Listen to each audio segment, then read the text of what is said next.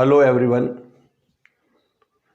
Last लेक्चरनी अंदर આપણે Zener diode એની અસરની વાતો આપણે વિસ્તારથી કરી। ત્યારબાદ આપણા પાસે જે જેનર ડાયોડ છે એ જેનર ડાયોડની જે અસર છે એ અસરના ઉપરથી એનો ઉપયોગ જોયો અને એ વોલ્ટેજ નિયામક પરિપથ તરીકે એનો ઉપયોગ જે થાય છે એની આપણે વિસ્તારથી ચર્ચાઓ કરી। આપણે જોયું કે જ્યારે જેનર ડાયોડ જ્યારે બનાવવામાં આવે ત્યારે આપણે કીધું કે જે પીએન જંક્શન ડાયોડ હોય એ પીએન જંક્શન ડાયોડની અંદર પી પ્રકાર અને એન પ્રકારના જે અર્ધવાહકો છે એના અશુદ્ધિનું પ્રમાણ જે છે એ અશુદ્ધિનું પ્રમાણ ઘણું બધું વધારે કરી દેવામાં આવે અને એના લીધે જે જંક્શન છે એ જંક્શનવાળા વિસ્તારની અંદર જે વિદ્યુત ક્ષેત્ર છે એ વિદ્યુત ક્ષેત્રનું મૂલ્ય ઘણું જ મોટું થઈ જાય અને એ ઘણા મોટા વિદ્યુત ક્ષેત્રને લીધે જંક્શન નજીકના જે યજમાન જે પરમાણુઓ છે એ પરમાણુઓના અંદરથી ઇલેક્ટ્રોન મુક્ત થતા હોય। આપણે જાણીએ છીએ કે રિવર્સ બાયસની અંદર માઇનોરિટી ચાર્જ કેરિયરને લીધે વિદ્યુત પ્રવાહનું વહન થતું હોય। પીમાં આપણે જાણીએ છીએ ઇલેક્ટ્રોન હોય અને જે માઇનોરિટી ચાર્જ કેરિયર એવા એનની અંદર હોલ્સ હોય।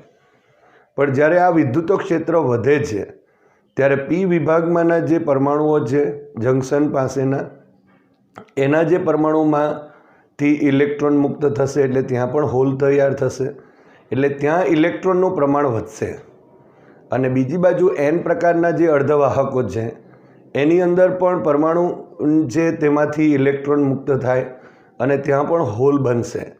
ઇટ મીન્સ જે મેજોરિટી ચાર્જ કેરિયર જે છે એના લીધે તો વિદ્યુત પ્રવાહનું વહન થવાનું જ નથી પરંતુ માઇનોરિટી ચાર્જ કેરિયર એવા પીની અંદર ઇલેક્ટ્રોન્સ અને એનની અંદરના જે હોલ્સ છે એનું પ્રમાણ વધી જાય અને જેમ જેમ આપણે રિવર્સ બાયસ જે વોલ્ટેજ વધારતા જઈએ અને એક સ્થિતિ જ્યારે એ આવે કે એ બ્રેકડાઉનની સ્થિતિ પર આવે ત્યારે આપણે જાણીએ છીએ કે એકદમ વિદ્યુત પ્રવાહ વહી જાય કારણ કે ખૂબ જ મોટા મૂલ્યનો જે પ્રવાહ જે છે એ પ્રવાહ આપણને મળે છે કારણ કે માઇનોરિટી ચાર્જ કેરિયરની સંખ્યા ઘણી બધી મોટી થશે અને એનું ડિફ્યુઝન થાય અને એના લીધે એક મોટા મૂલ્યનો વિદ્યુત પ્રવાહ વધે છે। પ્રવાહનું મૂલ્ય ગમે તેટલું વધારે હોય આપણે જાણીએ છીએ કે પ્રવાહ વધી જાય છે પરંતુ રિવર્સ બાયસના વોલ્ટેજમાં સહેજ આપણે ફેરફાર કરીએ નજીવો ફેરફાર અને પ્રવાહ એકદમ મળે છે પરંતુ એ વોલ્ટેજમાં ફેરફાર થતો નથી અને એટલા માટે આપણે જેનર વોલ્ટેજ જે છે તે કેવો રહે છે અચળ રહે છે અને એનો જ ઉપયોગ આપણે જો કહીએ તો વોલ્ટેજ નિયામક જે પરિપથ છે એની અંદર આપણે કરીએ છીએ।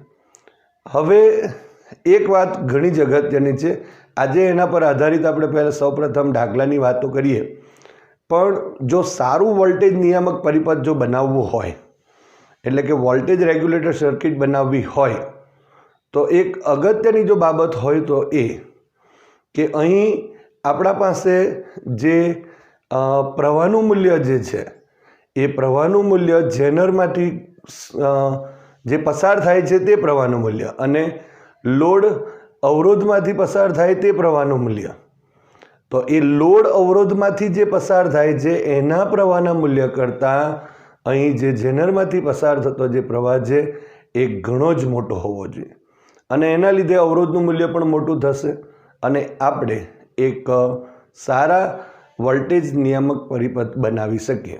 તો સૌપ્રથમ આપણે ઉદાહરણ નંબર જે 14.5 છે તેને જોઈએ। જેનર રેગ્યુલેટેડ પાવર સપ્લાયમાં VZ = 6 વોલ્ટનો જેનર ડાયોડ રેગ્યુલેશન માટે ઉપયોગમાં લીધેલ છે। જરૂરી લોડ પ્રવાહ અહીંયા IL આપેલ છે જે આપણા પાસે અહીં એટલે કે જેનર વોલ્ટેજ આપેલો છે એ VZ = 6 વોલ્ટ છે અને લોડ જે પ્રવાહ છે એ 4 મિલી એમ્પિયર આપેલું છે અને અનરેગ્યુલેટેડ ઇનપુટ એ 10 વોલ્ટ આપેલ છે તો શ્રેણી અવરોધ RSનું જે મૂલ્ય છે તે કેટલું હોવું જોઈએ। સૌપ્રથમ આપણે એ જોઈ લઈએ જે આપેલી માહિતી છે તે અને સર્કિટ દોરીને આપણે એને સમજવાનો પ્રયત્ન કરીએ। સૌપ્રથમ આપણને જે આપેલી વાતો છે તે લખી દઈએ. પહેલાં તો આપણે VZ આપેલ છે. VZ is equal two 6 volt છે. ત્યાર પછી VI નામ આપી દઈએ. V input is equal two 10 volt છે. અને અહીં જો આપણે કહીએ લોડ પ્રવાહ એટલે એને નામ આપીશું IL is equal two 4 milli ampere થશે. અને સો IL is equal two 4 into 10⁻³ ampere થયું. હવે આકૃતિ આપણે જે જેનરની આકૃતિ છે વોલ્ટેજ નિયામક પરિપથ તે દોરી દઈએ. પહેલાં આ રીતે આપણે શ્રેણી અવરોધ દર્શાવી દઈએ.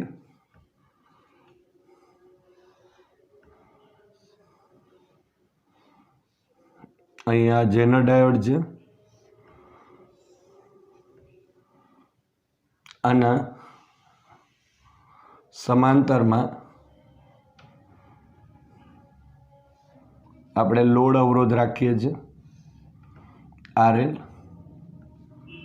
અને અહીં રેગ્યુલેટેડ વોલ્ટેજ આઉટપુટમાં મળશે. અહીં અનરેગ્યુલેટેડ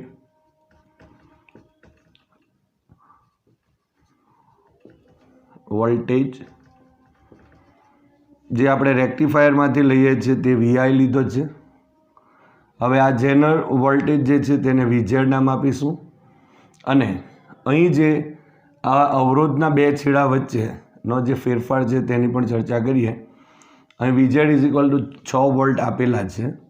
અને બીજી એક વસ્તુ જેનર ડાયોડને અહીં રિવર્સ બાયસમાં રાખેલ છે એટલે આ પ્લસ છે, માઇનસ આ P પ્રકાર કહેવાય અને આ N પ્રકાર. સો N સાથે પોઝિટિવ અને P સાથે નેગેટિવ એટલે રિવર્સ બાયસ થઈ ગયું. માટે આ આપણા પાસે જેનરની વોલ્ટેજ નિયામક પરિપથની જે સર્કિટ પરિપથ છે તેની ચર્ચા કરી.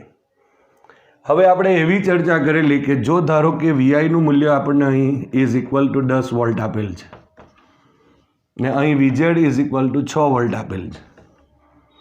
હવે એક વાત ઘણી જ અગત્યની કે જો સારો વોલ્ટેજ નિયામક બનાવવો હોય તો અહીંથી આપણે જોઈ શકાય છે કે એક પ્રવાહ પસાર થશે જેને આપણે ધારો કે IS નામ આપી દઈએ. અહીંથી એક પ્રવાહ પસાર થશે અને એક અહીંયા જશે કારણ કે અહીં જંકશન બને છે.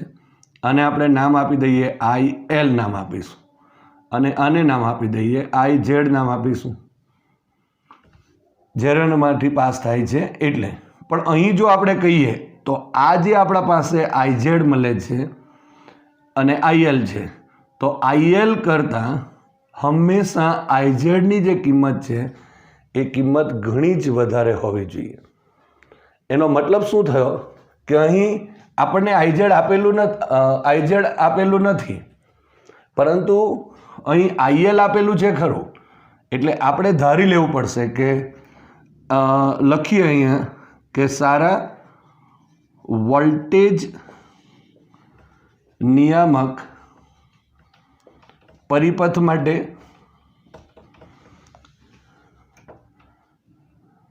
જેનર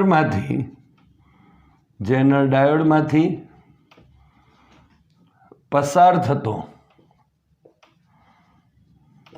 વિદ્યુત પ્રવાહ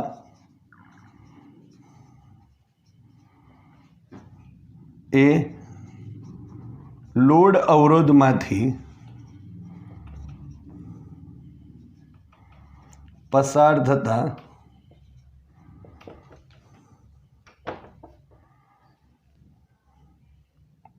થતા પ્રવાહ કરતાં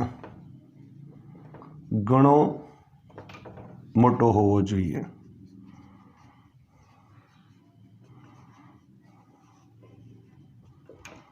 તો અહીં ધારી લઈએ કે ધારો કે આપેલ નથી એટલે ધારવું જ પડશે.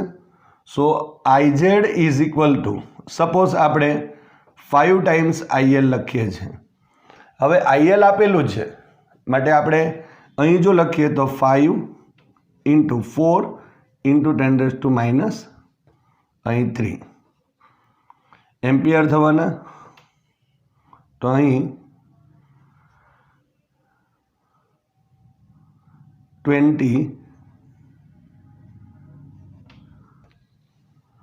into 10⁻³ so IZ is equal two આટલા એમ્પિયર થયા. તો આ રીતે આપણને અહીં IZ મળી જાય છે. હવે IZ આપણને 20 into 10⁻³ એટલે કે અહીં લખવું હોય તો 20 મિલી એમ્પિયર મળે છે અને IL તો આપેલું જ છે 4 મિલી એમ્પિયર. એટલે જો ટોટલ IS મળી જશે, હવે IS જો મળી જાય તો એના બેના વચ્ચેનો જે પોટેન્શિયલ ડિફરન્સ છે, વિદ્યુત સ્થિતિમાનનો તફાવત આ RSના વચ્ચે, એ પણ આપણને મળી જશે. હવે એ મળી જશે, પ્રવાહ મળી જશે, બેનો અહીંયા વોલ્ટેજ જો મળી જાય તો વોલ્ટેજ મેળવવા માટે આપણે શું કરવું પડશે?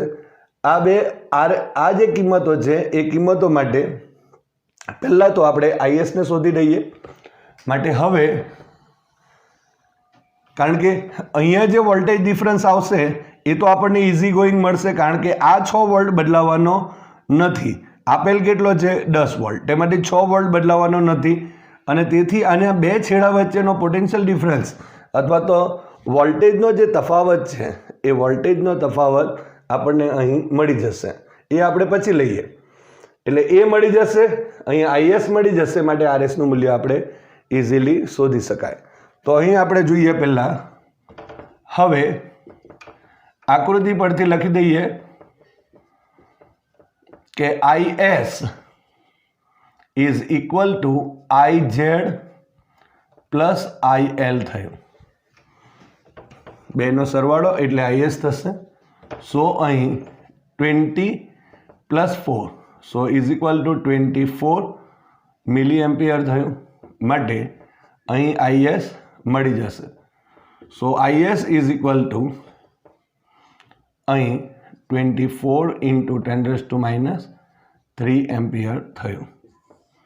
તો આ રીતે અહીં જે શ્રેણી અવરોધ જે છે એમાંથી પસાર થતો પ્રવાહ મળી ગયો. હવે આ જે અવરોધ છે એ અવરોધના બે છેડા વચ્ચે પોટેન્શિયલ ડિફરન્સ જો આપણે લખીએ ડેલ્ટા VS નામ આપી દો. ડેલ્ટા Vની જગ્યાએ S એટલે શ્રેણી અવરોધ માટે છે, એટલે શ્રેણી માટે છે, એટલે delta V is equal two શું લખાશે? તો VI માઇનસ VZ. VI 10 આપેલ છે, VZ 6 છે, માટે 4 વોલ્ટ મળી જશે. માટે ડેલ્ટા VS અવરોધના બે છેડા વચ્ચેનો પોટેન્શિયલ ડિફરન્સ પણ મળી ગયો. માટે અહીં આપણે લખીએ શ્રેણી અવરોધ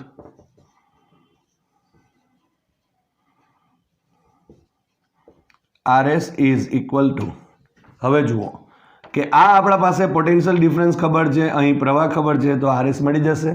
માટે RS is equal to delta V divided by IS. So is equal to અહીં જો આપણે કરીશું તો 4 મળશે. 4 ડિવાઇડેડ બાય અહીં 24 IS અહીં મળેલું છે 24 into 10⁻³ સો અહીં 4 આ 10⁻³ ઉપર જશે, -3 ઉપર જાય એટલે 1000. સો 4000 ડિવાઇડેડ બાય 24. કેલ્ક્યુલેટરની મદદથી આપણે આ જોઈ લઈએ. કેલ્ક્યુલેટરમાં જોઈએ 4000 divided by 24 so is equal to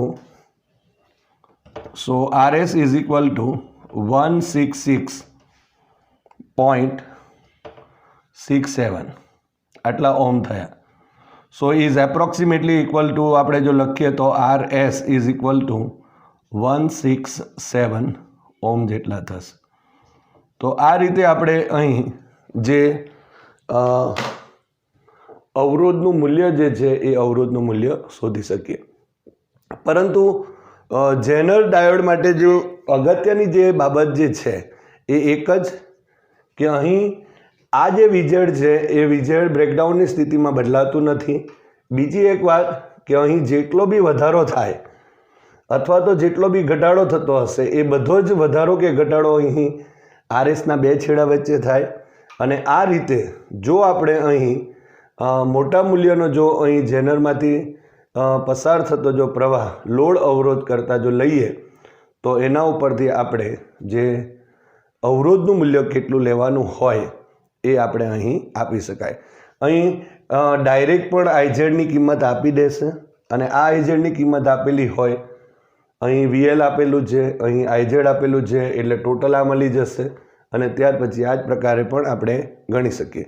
અહીં નહીં આપેલું છે એટલે માટે આપણે ધારણા કરી છે કે ધારો કે 5 ગણું છે, 6 ગણું છે, 4 ગણું છે, તો મોટા એના કરતાં ઘણું મોટું આપણે લેવું પડે અને તે પ્રમાણે અવરોધનું મૂલ્ય આપણને મળશે.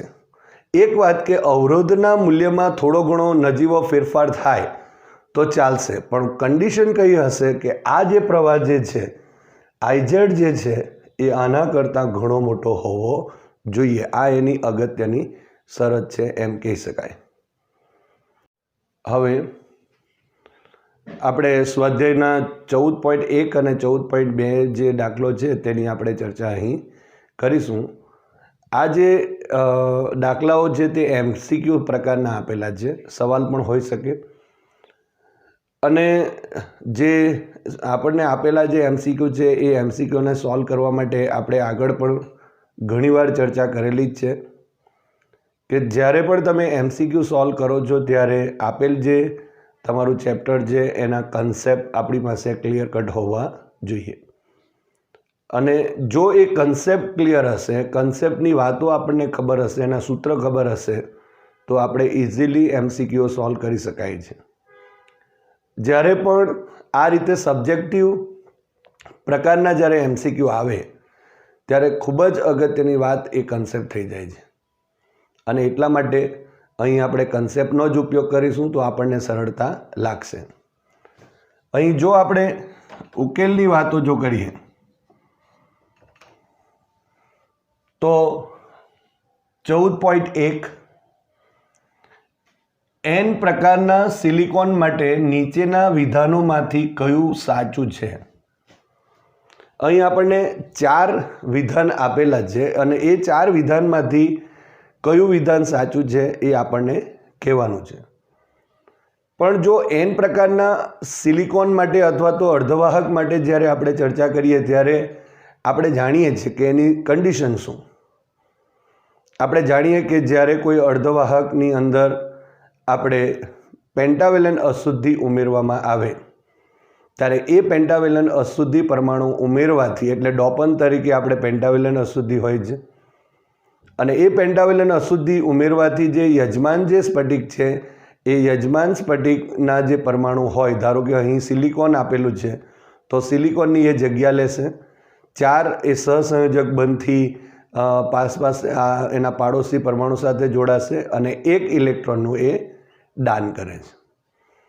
અને એટલા માટે આપણે કહીએ કે N પ્રકારના જ્યારે અર્ધવાહકો હોય ત્યારે ઇલેક્ટ્રોન છે જે આપણને અશુદ્ધિ પરમાણુમાંથી મળેલા ઇલેક્ટ્રોન્સ છે એનું પ્રમાણ વધારે હોય અને હોલનું પ્રમાણ એ ઓછું હોય. એટલે જો મેજોરિટી ચાર્જ કેરિયર જો આપણે કહીએ અથવા તો વાહકો જો કહીએ તો તે ઇલેક્ટ્રોન્સ હોય અને એ જ રીતે માઇનોરિટી ચાર્જ કેરિયર એવા હોલ્સ હોય. અને ઇલેક્ટ્રોન જે છે એ ઇલેક્ટ્રોનનો વિદ્યુત ભાર એ નેગેટિવ છે, જેના પહેલાં મૂળાક્ષર અંગ્રેજી શબ્દમાં નેગેટિવ લખીએ તેનો પહેલો જે અક્ષર છે એના ઉપરથી એનું નામ આપણે N પ્રકાર કહીએ છીએ. તો આટલું નોલેજ આપણને આની અંદર હોવું જોઈએ. તો અહીં આપણા પાસે કન્ડિશનમાં જો કહીએ તો પહેલો પોઈન્ટ તો કહીએ તો મેજોરિટી ચાર્જ કેરિયર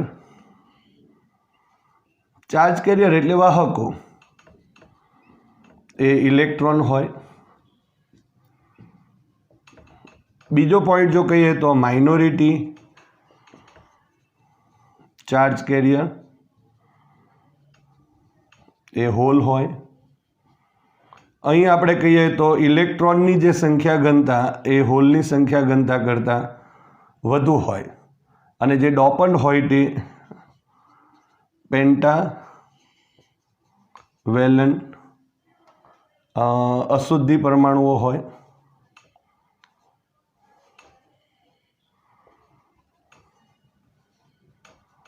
તો આટલી વાતો આપણી પાસે હશે તો અને એક વાત બીજી બી અંદર ઉમેરવી હોય તો ઉમેરી દેવાય કે 0 કેલ્વિન ટેમ્પરેચર ઉપર અવાહક તરીકે વર્તે અને ઓરડાના તાપમાન ઉપર એ વાહક તરીકે વર્તે છે. તો આટલી બાબતો આપણને ખબર હશે તો આ જે એક્ઝામ્પલ છે એના 4 જે ઓપ્શન છે એમાંથી કોઈ એક ઓપ્શન આને અનુલક્ષીને હશે. પહેલો ઓપ્શન જોઈએ તો ઇલેક્ટ્રોનની મેજોરિટી એટલે ઇલેક્ટ્રોન મેજોરિટી વાહકો છે એ તો છે અને ટ્રાઇવેલન્ટ છે તો એ ખોટું થશે કારણ કે અહીં પેન્ટાવેલન્ટ અશુદ્ધિ છે એટલે એ તો એ આવશે નહીં.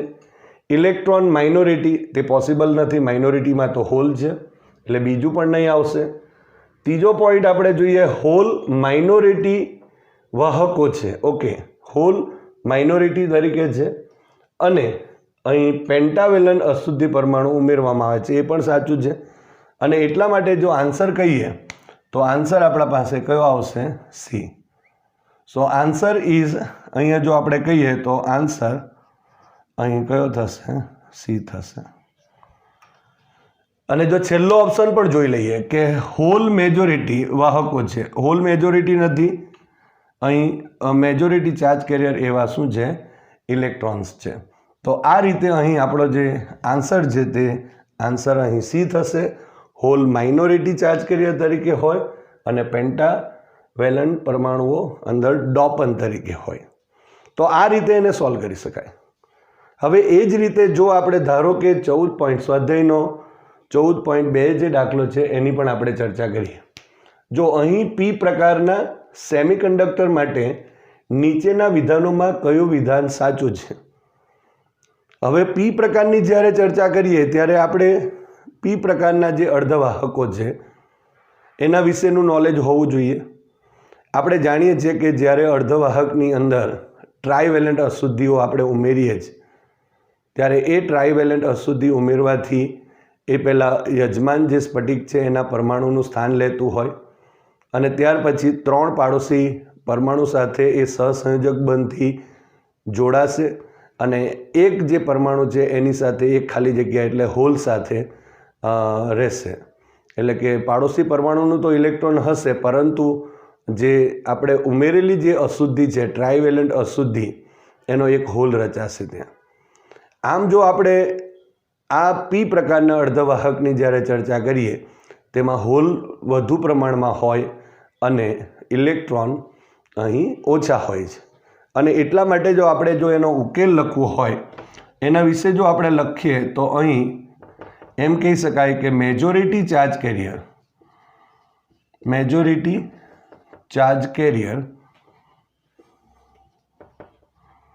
એવા હોલ હશે અને માઇનોરિટી ચાર્જ કેરિયર એવા ઇલેક્ટ્રોન હશે. આ રીતે આપણે એને બતાવી શકીએ અને ત્યાર પછી જે ઓપ્શન હશે તે આપણે એના વિશે ચર્ચા કરીશું. અહીં NH is greater than NE કહેવાશે અથવા તો NE is less than NH બી લખી શકીએ આપણે અને ટ્રાઇવેલન્ટ અશુદ્ધિ પરમાણુઓ હોય એટલે ડોપન તરીકે.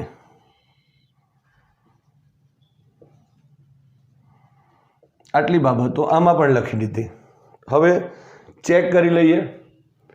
ઇલેક્ટ્રોન મેજોરિટી તરીકે હોય ના, કારણ કે મેજોરિટી તરીકે તો હોલ છે અહીં પણ એટલે એ ઓપ્શન નહીં આવશે. ઇલેક્ટ્રોન માઇનોરિટી, હા ઇલેક્ટ્રોન માઇનોરિટી તરીકે છે અને પેન્ટાવેલન્ટ ના, કારણ કે ટ્રાઇવેલન્ટ અશુદ્ધિ છે અને એટલા માટે બીજો ઓપ્શન પણ નહીં આવશે. ત્રીજો ઓપ્શનની વાત કરીએ કે હોલ માઇનોરિટી વાહકો છે ના, હોલ એ મેજોરિટી છે એટલે આ પણ ઓપ્શન નહીં આવશે. તો ઓપ્શન રહ્યો કયો? તો છેલ્લો ડી કે હોલ મેજોરિટી ચાર્જ વાહકો છે. અહીં જોઈ શકાય છે હોલ મેજોરિટી ચાર્જ કેરિયર છે અને ટ્રાઇવેલન્ટ પરમાણુઓ ડોપન છે. અહીં ટ્રાઇવેલન્ટ અશુદ્ધિ પરમાણુઓ ડોપન છે. તમે આ સંદર્ભમાં પણ આ જે સવાલો છે તે આપણે સંખ્યા ઘનતાના સંદર્ભમાં પૂછી શકાય. માટે અહીં જો આપણે કહીએ તો આપણો આ જે 14.2માં જે MCQ છે એનો આન્સર જો કહીએ તો આન્સર ઇઝ ડી થશે. તો આ રીતે આપણે અહીં MCQ સોલ્વ કરી શકીએ. એ જ રીતે મેં ઘણીવાર કહું છું કે MCQ સોલ્વ કરવા માટે હંમેશા તમે જે કન્સેપ્ટ છે એ કન્સેપ્ટને બરાબર ધ્યાનમાં રાખો. આ ચેપ્ટરના જેટલા બી થિયરમ્સ છે એના ટોપિક વાઇઝના જે કન્સેપ્ટ્સ છે એક નોટબુકમાં વ્યવસ્થિત લખો અને એના ઉપરથી જે MCQ હોય એ MCQ સોલ્વ કરવાનો પ્રયત્ન કરો તો એકદમ ઇઝી ગોઈંગ થઈ જશે.